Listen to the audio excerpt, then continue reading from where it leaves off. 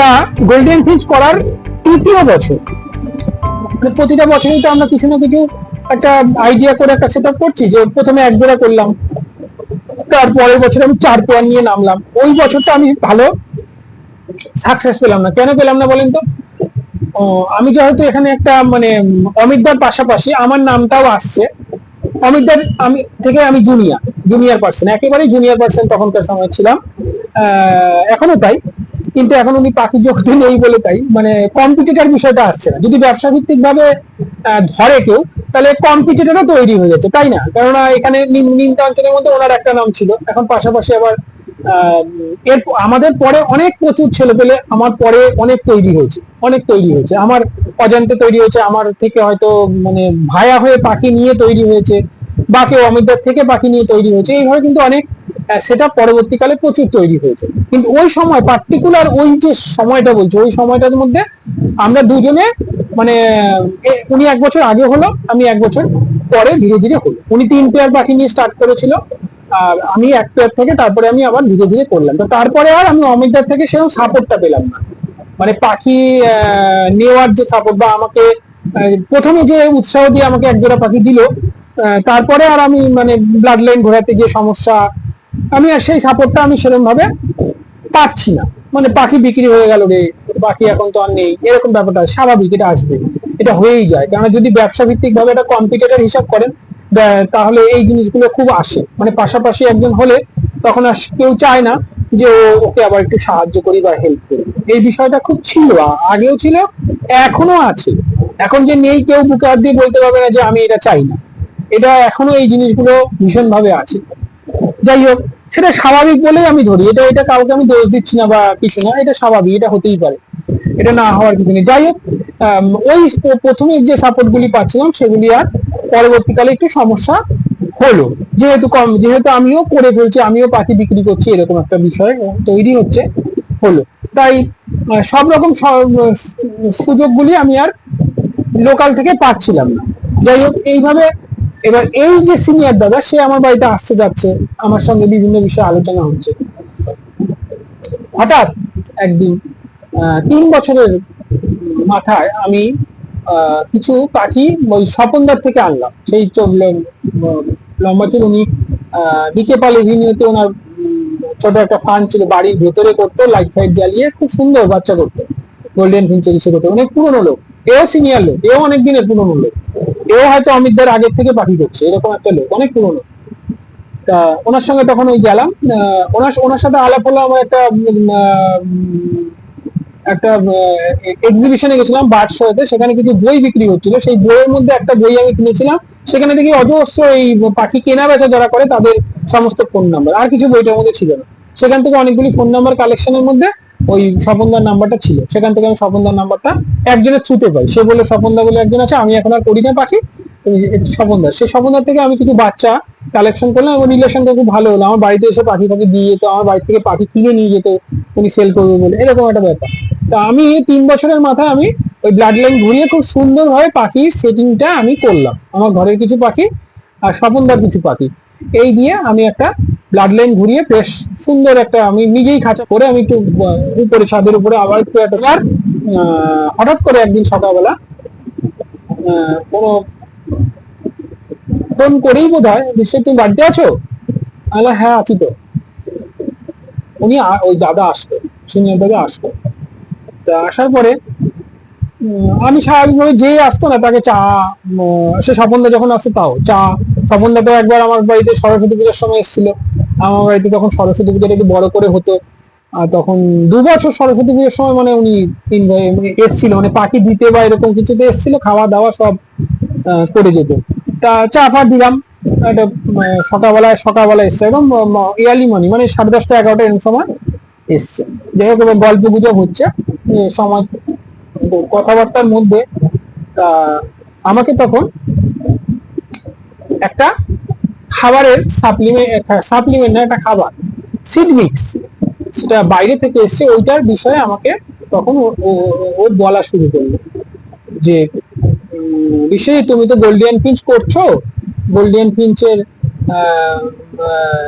Colour ফালারের ব্যাপার, তুমি আর একটু ভালো কিছু একটা অ্যাপ্লাই করতে পারো। জানো তো, মার্কেটে একটা ভালো জিনিস এসছে, ভালো একটা খাবার এসছে, তুমি খাওয়াতে পারো। খাওয়ালে দেখবে পাখিগুলো আরো সুন্দর হবে, আরো গ্লজি হবে, আরো মানে আরো আরো বেটার হবে। একটা বাইরের একটা খাবার এসছে, বাইরের খাবার এসছে তো কিরকম বলছে, আমার কাছেও আছে, আমি এক প্যাকেট নিয়ে আমি সবাইকে অল্প অল্প করে দিচ্ছি। তুমি যদি আমার থেকে নিতে চাও, আমি আমার থেকেও তুমি নিতে পারো, কিন্তু আমি তো বেশি দিতে পারবো না, অল্প করে আমার থেকে নিতে পারো। তা না হলে তোমাকে আমি দোকান দেখিয়ে দেবো যে কোথায় মালটা পাওয়া যায়, তুমি ওখান থেকে গিয়েও কালেক্ট করে নিয়ে আসতে পারো। কাউকে বলার দরকার নেই, চুপি চুপি খাওয়াও। কাউকে অত বলার দরকার নেই, কাউকে অত হাঁটানোর দরকার নেই, অত এক্সপোজ করার দরকার নেই। তুমি নিজের মতো নিজে খাওয়াও, দেখবে রেজাল্ট পাবে, খুব ভালো রেজাল্ট পাবে। ওইটা খাওয়ালে খুব ইয়ে হবে তোমার। কিন্তু আমার কিন্তু পাখি ভালোই হচ্ছে, আমার পাখি কিন্তু খুব একটা খারাপ হচ্ছে না। পাখি যে খাওয়ানো, পাখি তো ভালোই হচ্ছে, কালার ফালার আসছে, কোনো অসুবিধা তো হচ্ছে না, পাখি তো ভালোই হচ্ছে। বলছি তুমি ওটা খাইয়ে দেখো না, তুমি বুঝতে পারবে না। বাইরের সব ইম্পোর্টেড, এসব তো বাইরের জিনিস, বাইরের পাখি, এগুলো ইম্পোর্টেড, বিদেশি খাবার এগুলো লাগে, নাহলে এগুলো এই সমস্ত পাখি মেনটেন করা যায় না। তুমি খাইয়ে একবার দেখোই না, তারপরে তারপরে বলো। তা এবার আমাকে সব অ্যাড্রেস ফ্যাড্রেস দিয়ে দিল, অ্যাড্রেস ফ্যাড্রেস দিল যে তুমি অমুক দোকানে চলে যাবে, হাতিবাগানের অলোকদা। অলোকদা পুরনো দোকান, আপনারা অনেকেই এই দোকানটা চিনবেন। তো ওই দোকানে মালটা এসছে, মালটা ওই দোকানে এসছে, ওইখান থেকেই মানে জিনিসটা যারা নিচ্ছে ওইখান থেকে নিচ্ছে। আমি অ্যাড্রেস ফ্যাড্রেস নিয়ে রাখলাম, নাম ঠাম ফোন নাম্বার নিয়ে রাখলাম। পুজোর পর, লক্ষ্মী পুজোর পর, লক্ষ্মী পুজোর আগে এসেছিল, কালী পুজোর আগে, দুর্গা পুজোর আগে এসে আমাকে এই ইনফরমেশন গুলো দিয়ে যায়। তার মাঝখানে পুজো পড়ে যায়, আমি আর পুজোর মধ্যে এই সময় ঝামেলা করিনি।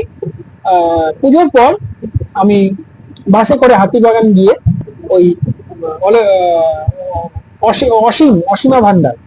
অসীমা ভান্ডার থেকে আমি এই খাবারটা কালেক্ট করি। সে আজ থেকে অ্যাপ্রক্স, এটা বলছি আমি, 16-17 বছর আগেকার গল্প। ওই খাবারটা কালেক্ট করি, কিচ্ছু জানি না, গেলাম জাস্ট, আমাকে নামটা ছিল canary seed mix, canary seed, এরকম ক্যানারির ছবি দেওয়া, ইম্পোর্টেড প্যাকেট। এখন আর এই খাবারটা আমি কোথাও দেখি না।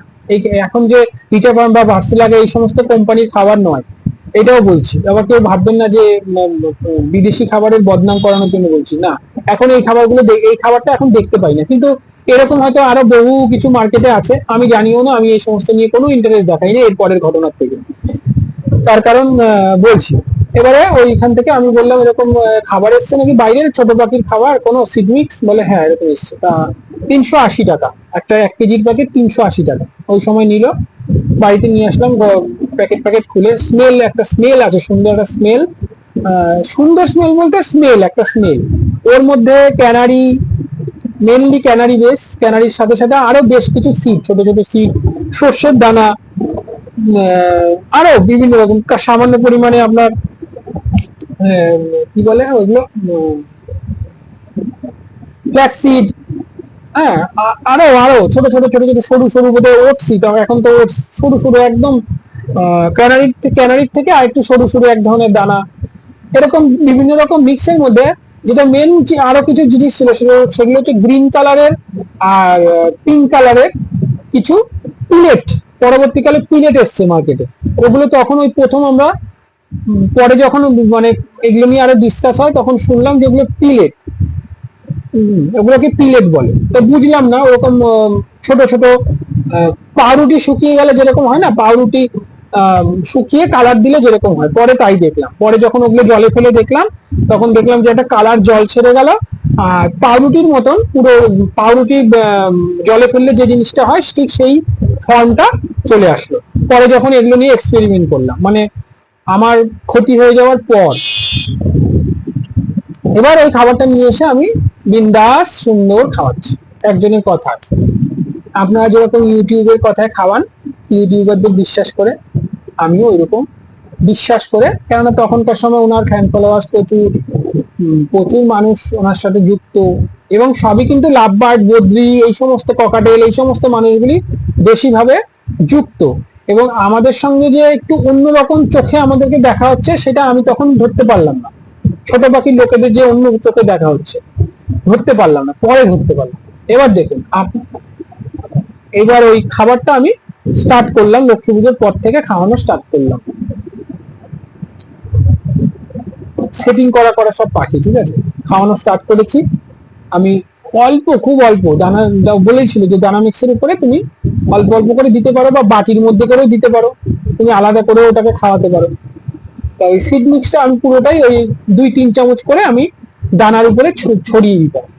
পাখিগুলো দেখি খাচ্ছে, পাখিগুলো খাচ্ছে না তা না, বেশ ভালো খাচ্ছে। ওই যে অনেকে আবার আপনি বলেন, আপনারা অনেক সময় বলেন পাখি তো হেভি খেলো, হেভি খাচ্ছে। হেভি খাচ্ছে মানেই যে সবসময় ভালো হবে তা নয়। খেয়ে নিল, পাখিগুলো খাচ্ছে খাচ্ছে খাচ্ছে খাচ্ছে খাচ্ছে। 10-12 দিন পর থেকে ঘটনাটা ঘটা শুরু হলো। 10-12 দিনও না, মোটামুটি 8-9-10 দিনে, 10 দিনের মধ্যেই ঘটনাটা ঘটা শুরু হলো। আমি কালী পুজোর আগে, লক্ষ্মী পুজোর পরে 15 দিন, কালী পুজোর আগে, কালী পুজোর আগেই যা ঘটনাগুলো ঘটে গেল। আমি পাখির ঘরে যাচ্ছি, হঠাৎ করে প্রথম দিন দেখলাম দুটো পাখি মরে পড়ে আছে, এরকম বড় বড় সাইজের, একদম ফ্রেশ পাখি, মানে কোন রকম কোনো কিছু পাখিটাকে দেখলে বোঝা যাচ্ছে না, ফ্রেশ পাখি, এরকম বড় বড় সাইজের দুটো পাখি মরে পড়ে আছে। গেল, তখনও আমি ধরতে পারছি না যে কিসের থেকে হলো। আমি ভাবছি ভাবছি ভাবছি কি হলো কি হলো, কি ব্যাপারটা, মরলো, যাই হোক হয়ে গেল। খুব কষ্ট হলো তখন, প্রথম দুটো পাখি মরলো, কিছু একটা হয়েছে বোধহয়, কোনো একটা কিছু প্রবলেম হয়েছে বোধহয়, মরে গেল, হয়ে গেল জাস্ট। আবার আমি রুটিন আর কিছু চেঞ্জ করছি না, আমি কন্টিনিউ ওইভাবেই আমার চলছে। 2 দিন গ্যাপ দিয়ে আবার সকালে ঢুকেছি, 4টে পাখি মরে পড়ে আছে। এইভাবে আমার 1 সপ্তাহের মধ্যে না হলেও আমার প্রায় 12-13টা পাখি মরছে। আমি না কারণ বুঝতে পারছি না, তো আমি ধরতেই পারছি না যে ওইটার থেকে হতে পারে, কারণ পাখিগুলো খেয়ে নিচ্ছে, তো পাখিগুলো তো বেমালুম খেয়ে নিচ্ছে খাবারটা, নেশার মতন করে খেয়ে নিচ্ছে। নেশা এমন একটা ফুড, নেশার মতন পাখি খেয়ে নিচ্ছে। এবার আমি পাখি যদি না খেতো তাহলে আমি ভাবতাম হয়তো পাখিটা খাচ্ছি না। অনেক সময় ভালো খাবারও পাখি খেতে চায় না, তখন হয়তো কেউ ভাবলো পাখিটা খাচ্ছে না, তার খাবারটা মানে প্রবলেম না। আবার কিছু কিছু মানে বিষ ও নেশার মতন খেয়ে নেয়, নেশার মতন খেয়ে নিচ্ছে, আমি ধরতে পারবো। এবার যখন 13-14খানা পাখি মরে আছে না, আমি না আর মাথায় নিতে পারছি না, মানে আমার মনে হয় যেন মানে সব শেষ হয়ে যাচ্ছে এরকম। কেননা কি বলেন তো ব্যাপারটা, আমরা তো পয়সাওয়ালা মানুষ না, আমরা ওই সময় না খুব মানে কঠিন পরিস্থিতির মধ্যে দিয়ে না শখের এত পাখিগুলোকে ভালোবেসে ফেলেছি গলে, এবং ফিলটা এত সুন্দর ছিল, তখন ইন্টারেস্টটা খুব ভালোভাবে তৈরি হতে, এবং এগুলো করার প্রতি একটা নেশা তৈরি হয়েছে। এবং পয়সাটা যে আমরা ইনভেস্ট করছি খুব কষ্ট করে করে আমাদের কিন্তু করতে হচ্ছে, ভীষণ কষ্ট করে এখনকার। যাই হোক, এইভাবে আমার যখন মরা শুরু হলো, আমি আর মানে ডিপ্রেশনের মধ্যে চলে গেলাম জিনিসের মধ্যে। যাই হোক, এইবার আমি এই যে বললাম অমিতদা একটুখানি, অমিতদার সাথে মানে অমিতদা যেহেতু আমায় আর সাপোর্টটা সেরকম ভাবে করতে না, সেরকম অমিতদাকে খুব দরকার না পড়লে আমি কল করতাম না। আমি নিজের মতন তো ভালোই পাখি করছিলাম, সুন্দরভাবে আমি করছি। এবার তখন যে ওই যে পরিস্থিতি আমার তৈরি হলো না, আমি তখন বাধ্য হয়ে অমিতদাকে কল করলাম।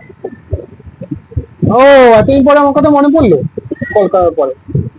যখন খাওয়ালি তখন তো আমাকে ফোন করে খাওয়াসনি, আমাকে এই কথা বল, আমাকে ফোন করেছিলি যখন খাওয়ালে, আমাকে খুব গালাগালি করলো, স্বাভাবিক, করতেই পারে। বলছে আমাকেও তো দিয়েছিল খাবারটা, তো আমি তো ওই সে যে পিলেট গুলি ছিল, ওগুলো পিলেট, ওগুলো হয়তো এক্সপায়ারি হয়ে গেছে বা কিছু হয়েছে। যাই হোক, আমি তো পাখিকে যা খুশি তাই খাওয়াই না, আমি ওখান থেকে বেছে বেছে ওগুলোকে ফেলে দিয়েছি। শুধু ক্যানারিটা আমি চেলে নিয়েছি, ক্যানারিটা তো দাম বেশি, তখন 600 টাকা কেজি ক্যানারি ছিল। বলছে ক্যানারিটা তো দাম অনেক, ক্যানারিটা আমি নিয়েছি, ক্যানারিটা নিয়ে আমি পরিষ্কার করে আমি শুধু ক্যানারিটা আমি ওই পাখিদের খাইয়ে দিয়েছি, আর বাকি যা যা ছিল ও আমাকে দিয়ে গেছিল, তো আমি ওটা খাওয়াইনি।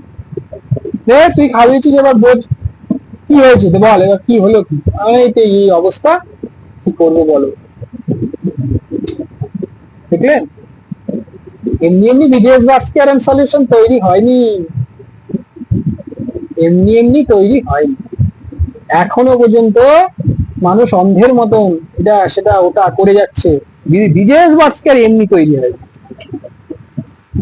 এত বড় বড় ঝাড় খেয়েছি, এবং যেই সময় আমরা এই ঝাড়গুলো খেয়েছি না, ওই সময়গুলো আর ফিরে আসবে না। ওই যে আমার বছরটা নষ্ট করে দিল না, ওই বছরগুলি আর ফিরে আসবে না। এখন যদি আমি এত গোল্ডেন ফিঞ্চ করি কি হবে?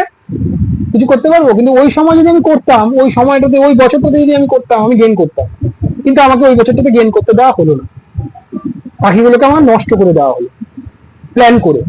পরবর্তীকালে হলো, এবার অমিতদের সাথে কথাবার্তা বলে আমি মোটামুটি আর কি ওই ওষুধ অ্যামিব্লেক্স, এই সমস্ত অ্যামিব্লেক্স বনিসন ফনিসন দেয়, গ্যাস ফ্যাস হয়ে গেছে, পাখি ওগুলো খেয়ে বদহজম হচ্ছে, ওসব ভিতরে ইনফেকশন মতন হয়ে গেছে বোধহয়, ওই ইয়ে দে অ্যামিব্লেক্স বনিসন ফনিসন দে। যাই হোক, ওই শুনলাম, আমিও এটা সেটা করলাম, তারপরে একটা অ্যান্টিবায়োটিক এই সমস্ত করে কোনো রকমের পাখিগুলো, একটা পাখি যখন ইনফেক্টেড হয়ে যাচ্ছে না গোল্ডেন ফিঞ্চ, ওই ওই ওই ওই মানে পার্টটাকে আপনার সেই জায়গায়, সেই পুরোনো জায়গায় ফিরিয়ে আনা খুব কঠিন, এটা সবাই জানতো।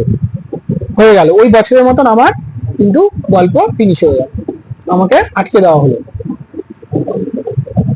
এবার দেখুন, ডিনাই করবে, তুমি খাওয়ালে কেন, আমি কি তোমাকে জোর করে খাইছি কিনা।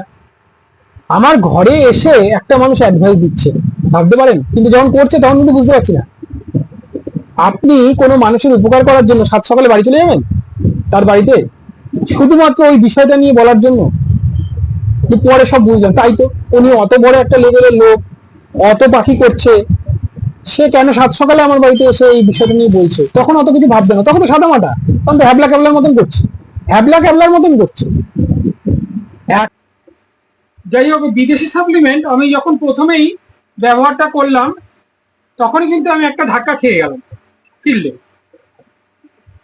এবার কথা হচ্ছে, অনেকে বলতে পারে যে আপনি বিদেশি সাপ্লিমেন্টের বদনাম করার চেষ্টা করছেন। না, আর বর্তমানে এখন যে সমস্ত কোম্পানিগুলোর প্রোডাক্ট বাজারে অ্যাভেলেবেল আছে, এই প্রোডাক্টগুলির কোনোটাই তখন ছিল না, এবং তখন যে প্যাকেটটা সেটা এখন আর বাজারে দেখা যায় না। কাজে এখন কি ধরনের প্রোডাক্ট এসছে বা না এসছে আমার কোনো নলেজ নেই, কারণ আমি বর্তমানে কোনো বিদেশি প্রোডাক্ট ব্যবহার করি না।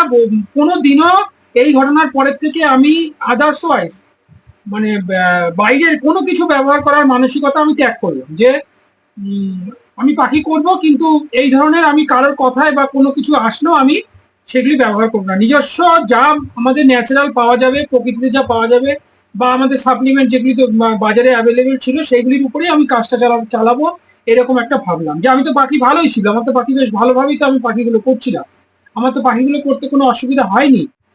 তো অসুবিধা যখন হয়নি, তখন আমার তো আর বেশি হেডেক নেওয়ার প্রয়োজন নেই। আমি কেনই বা এটা সেটা ওটা লোকের কথায় আমি করতে যাব। এই ঘটনাটা ঘটলো,